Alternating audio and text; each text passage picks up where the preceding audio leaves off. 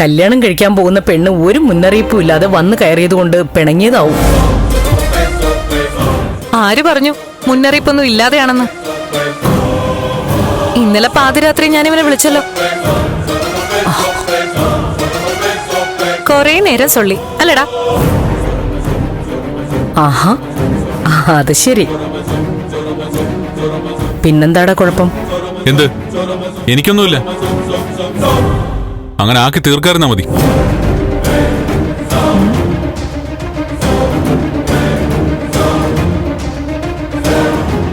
Anyway, ഏതായാലും നമുക്ക് താമസിക്കാൻ ഉദ്ദേശിച്ച വീട്ടിലേക്ക് താമസം മാറ്റിയതിന് ഒരു ഷെയ്ക്കാൻ്റെതാ.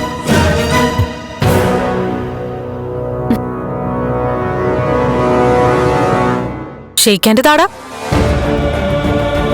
ഒരാള് ഷെയ്ക്കാൻ്റിനായി കൈ നീട്ടുമ്പോ അത് നിരസിക്കുന്നത് ഇൻസൾട്ട് പോലെ. ഷെയ്ക്കാൻ്റെതാടാ.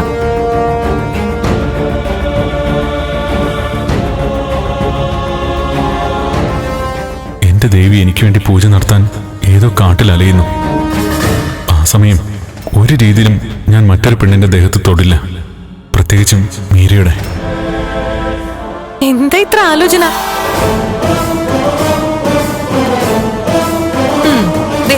ഇത് കണ്ടോ, നീ കെട്ടിത്തന്ന താലിയ. ഇപ്പോഴിതെന്റെ കഴുത്തിലുണ്ട്. അന്ന് താലി കെട്ടിയപ്പോ ഇത്ര ആലോചനയും തയ്യാറെടുപ്പൊന്നും ഇല്ലായിരുന്നല്ലോ. അതോ ഇനി താലി കെട്ടിയത് മറന്നുപോയോ? നീ എന്താടോ ഒന്നും മിണ്ടാത്തെ? എന്താ ഇവനിങ്ങനെ? ആ നന്ദ, നീയപ്പോ പറഞ്ഞതുപോലെ തന്നെ ചെയ്തു അല്ലേ? അതെന്താ ആന്റി? അല്ല, മീര വരുമ്പോ ഒന്ന് വിരട്ടാൻ വേണ്ടി ദേഷ്യം കാണിക്കുകയും ഒന്നും മിണ്ടാതിരിക്കുകയൊക്കെ ചെയ്യുമെന്ന് പറഞ്ഞിരുന്നു. ആഹാ, മീര ഒന്ന് കൺഫ്യൂഷൻ ആക്കാൻ. അങ്ങനെയാണോ? അമ്പട കേമാ സണ്ണിക്കുട്ട. എങ്കിലൊക്കെ ഞാൻ വിട്ടു. ഞാൻ ചെല്ലട്ടെ? മീരയൊന്നും പോവില്ലല്ലോ. എവിടെ പോവാൻ? ഇതല്ലേ എന്റെ വീട്.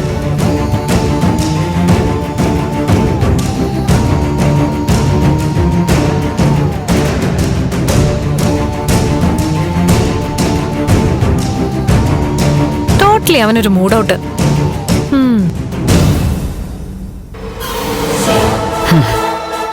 അതുണ്ടാവുമല്ലോ, കെട്ടിക്കൊണ്ടു വന്നവള് കാട്ടിൽ കിടക്കല്ലേ.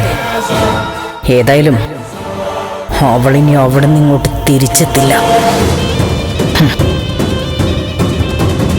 ആന്റി, മോൾക്കൊരു കോഫി എടുക്കട്ടെ?